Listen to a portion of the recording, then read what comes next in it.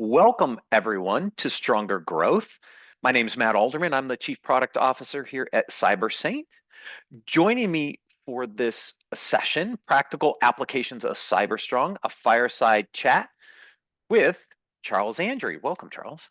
Hi, thanks, Matt. Thanks for having me. So in this session, I think it's really interesting. We've had a great partnership with SHI over the past year or so, and we've done a lot of stuff.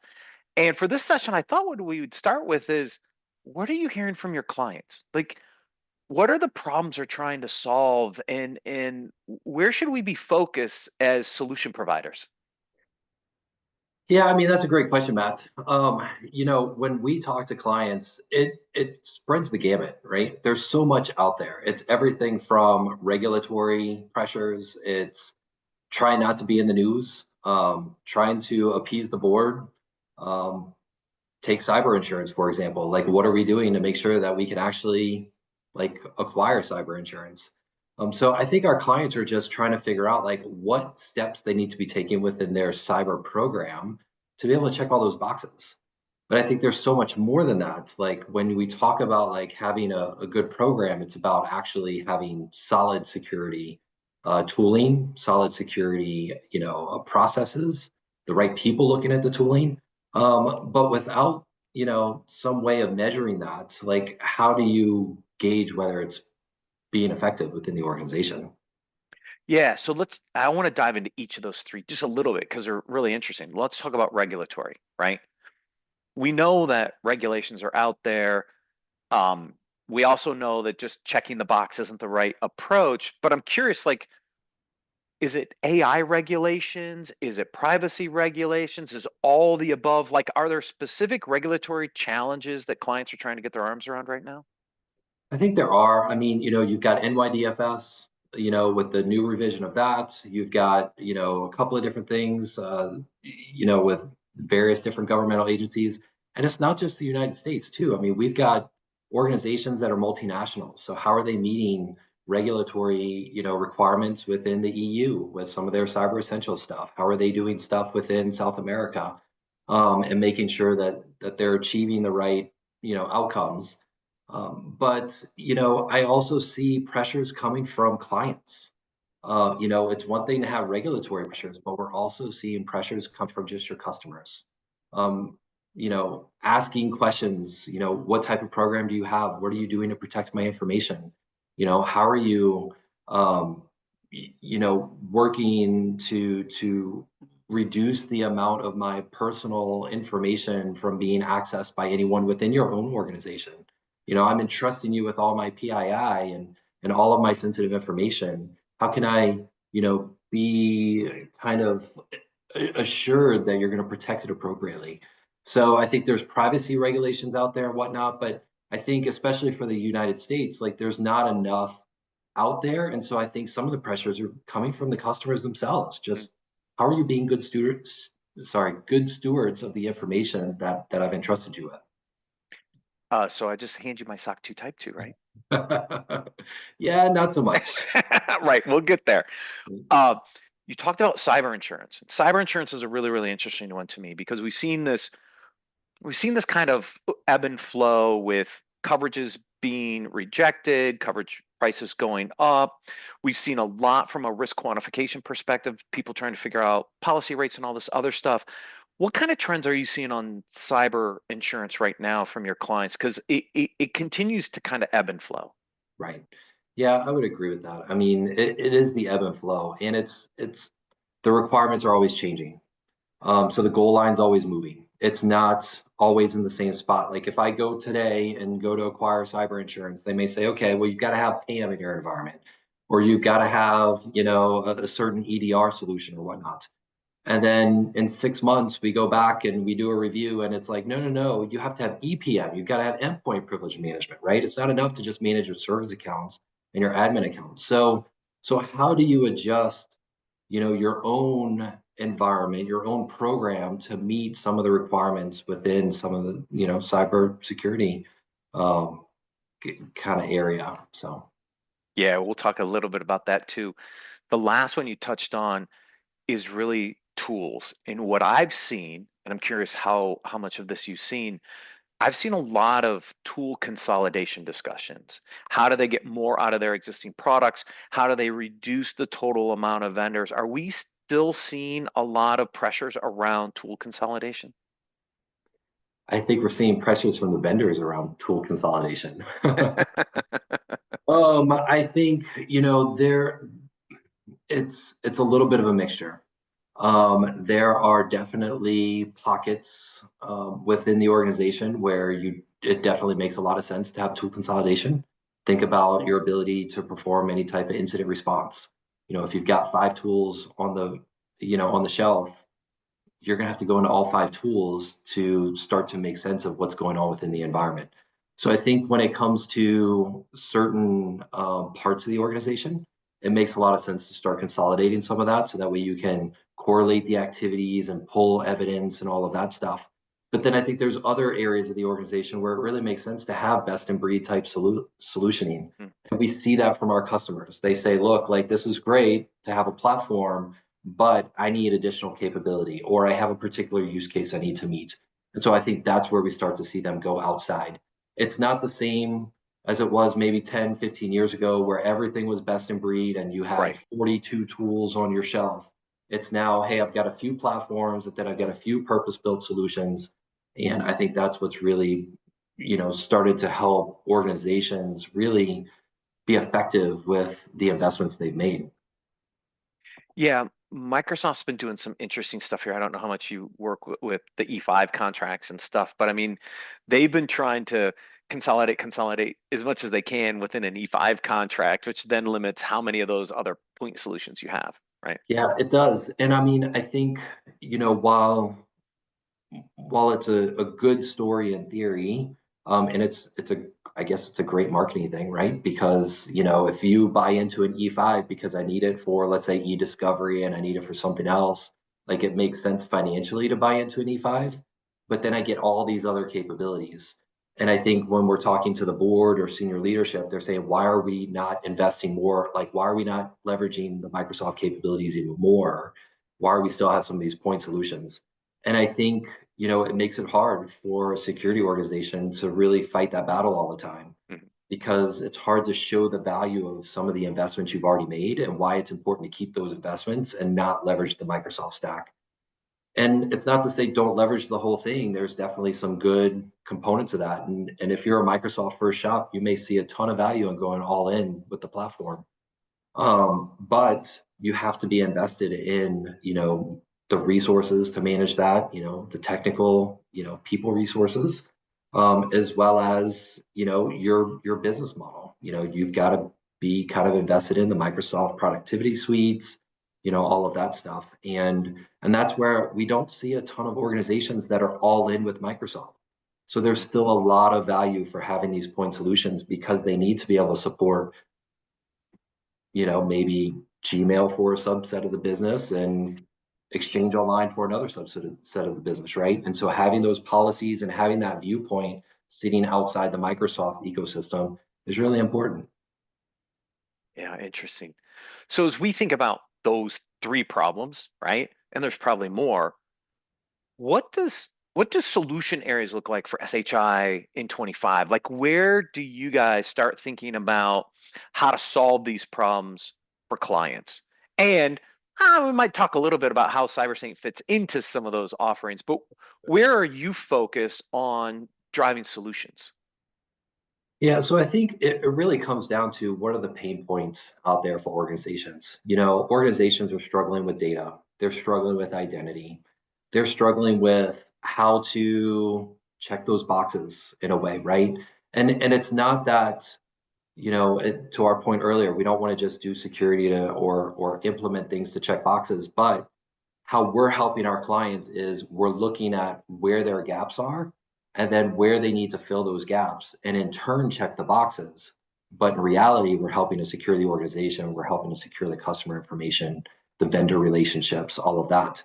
And so we're looking at things like data protection, where AI comes into play, how we're protecting information when we've got all these large language models out there trying to consume it all, with or without us knowing. And really, like, from a recovery perspective, it's not if, it's when an incident happens within your environment. So what are the new ways of protecting your information? How can you recover quicker? How can you have visibility over what information you even have and whether it left the organization? Because we're seeing so much in the news now where it's hard to decipher whether the attacker actually exfiltrated information or if they're just playing like they did, right? So how do we know whether all that's happening? So zero trust is it's a big buzzword, but Right. it's also, there's a lot of solutions around trying to achieve that model, right? So it's about least privilege at the end of the day. It's giving people access to the information they need. And a lot of that's through identity, it's through good data governance practices and all of that. And then tracking all of that activity. So, I might, tee you up here, but where are you going to track all of that and all the protections you have in the environment and show the value of what's going on and why you've invested in the people and the processes and the technology along the way. Right. Yeah, because I'm curious, like, how do you measure it all? How do you track it? All those things that you build into a platform, right? That has to look across all these different solutions. It's interesting. I have my podcast. I've been doing it for 6 years, right? And I did a segment with the guy who headed up Zero Trust at Salesforce, and he said Zero Trust is not a SKU. It's not even 5 SKUs, right? And how do you then manage all of that? How do you identify which controls you're meeting out of the Zero Trust framework? How do you quantify and measure the impact of that? And I think that's where some interesting capabilities on our platform sit with some of the other tools and components that tie into your offerings. Yeah, yeah, absolutely. I think that's spot on, because I think the hardest part for a senior leader in a security, part of the organization is showing the value of the investments they made, whether it's people or whether it's technology. But why are they doing the things they're doing, and how do I articulate that to other pockets of the organization? A lot of times we were like, oh, well, you have to articulate it to the board or to the CEO or CFO, right?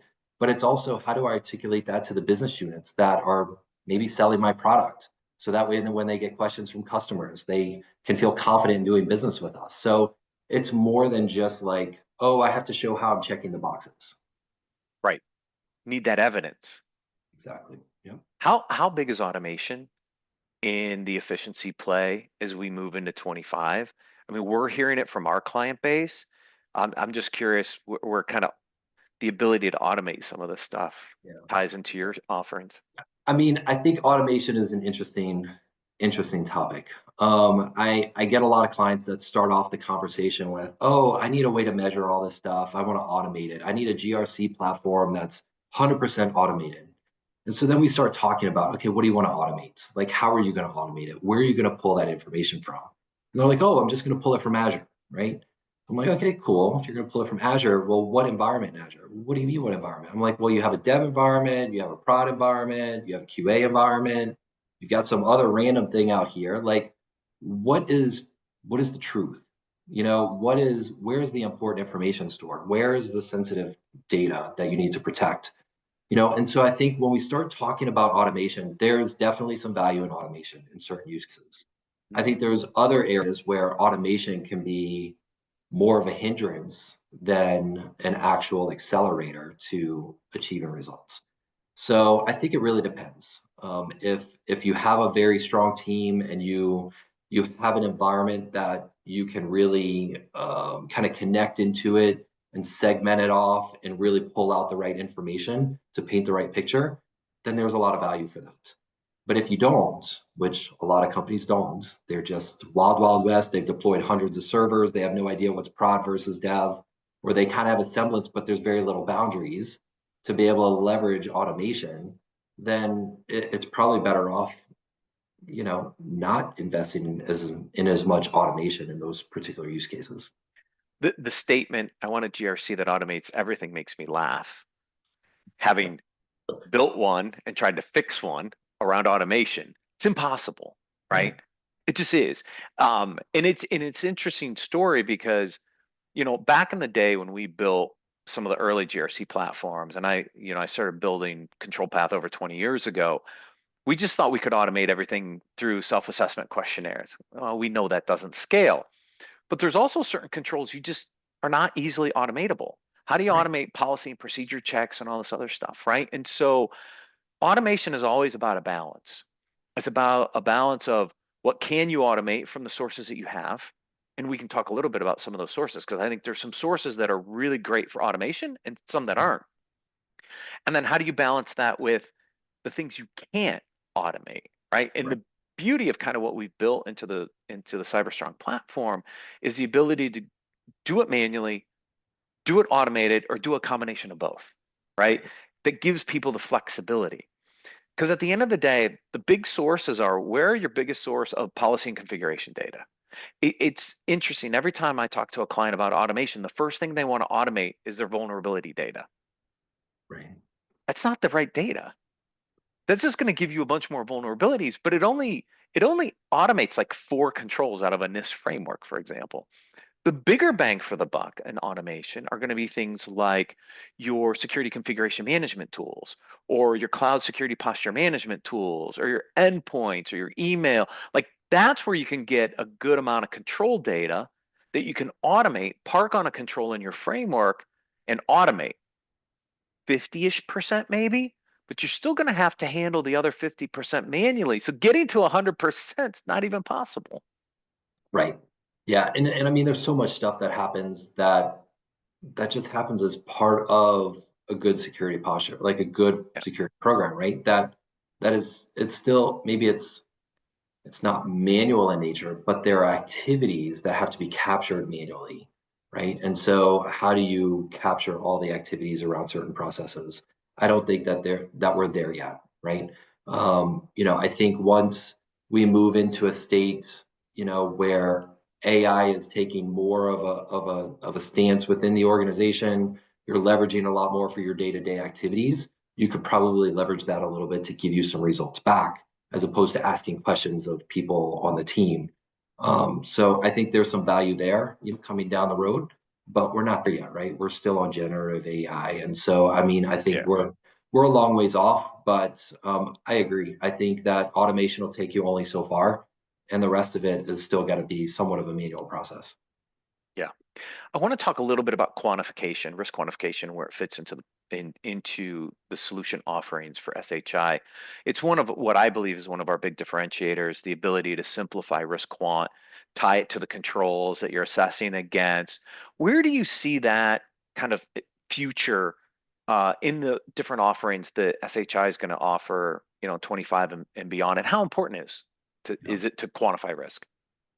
I think it's super important. Currently SHI, we help our customers with what's called a security posture review. And so we walk them through their journey of what tools they've invested in, how they've operationalized those tool sets, where there's opportunities for consolidation if it makes sense. But then quantifying the risk for not doing those type of activities, that's a really hard thing. And that's something that even within the organization, it's people struggle, right? How do you quantify the value of a loss? What is your loss expectancy? All the normal risk type conversations you have. If you ask two people within the same organization, it's probably going to get two very different answers. And so, what is backing that information is really important. And I think, if there's a way to have a model or a subset of information or data set around what is the risk of not, you know, putting in place a certain control or having a certain process or whatnot, right? And so those are decisions that are being made on the fly and they're being captured in GRC platforms. But at the end of the day, like, where's the risk quantification of that? Like you said, okay, you have a risk because you're not doing something. So what? Like, what does it mean? What does it Right. matter? Like, What's the impact? yeah, what's the impact for not doing that? And it's kind of a judgment call, right? Because there's not a better way to really come at, or at least in traditional platforms, there's no real good way to assess the impact of one risk over another risk without someone's just knowledge or feeling of, well, this is why this is more impactful, right? But without a good data set, that's about as far as you can get. you know? That's why I love what we've done with the industry risk data, the actual historical loss data. We have the empirical data built into platform, preset into these risk scenarios out of the box so that you can literally just go in, put in your industry, your revenue size, and your employee size. We'll tell you what your peers in those same industry segments have already faced from a historical loss perspective and drop them right into the platform. And they're all pre-mapped to the controls in your framework. So the beauty is not only do you understand inherently what your risk is based off of real empirical data, but then when we take your control scores into account, we can actually tell you how much of that risk you're still exposed to from a residual risk perspective. Like to me, that's got to be a lot of value somewhere along the way in the in the offering, right? Right. Oh, absolutely. I mean, that's huge because I mean, if who's making the decisions within the organization to invest in certain technologies? You're making proposals and stuff, but at the end of the day, CFO holds the money, right? Yep. So how do you get the CFO to buy into some of this stuff? Well, I can go tell them all day long I need to go have MFA somewhere. You can say, okay, why do I need MFA? And I got to come up with a whole bunch of, analysis and bullet points and whatnot. But if I could tell them in dollars and cents, if I don't do MFA, it's going to cost our organization $1.2 million if we have an incident based on the size, based on our industry, based on real numbers, because of the breaches that have happened in the past. That's meaningful. And I think Yeah. that moves the needle in a program.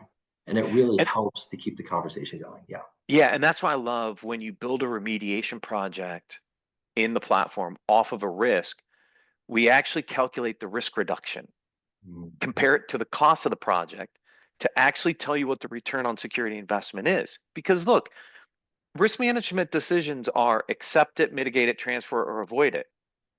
If I can tell you that it's going to cost you $1 million to mitigate $1 million of risk, you're probably not going to do it, Right.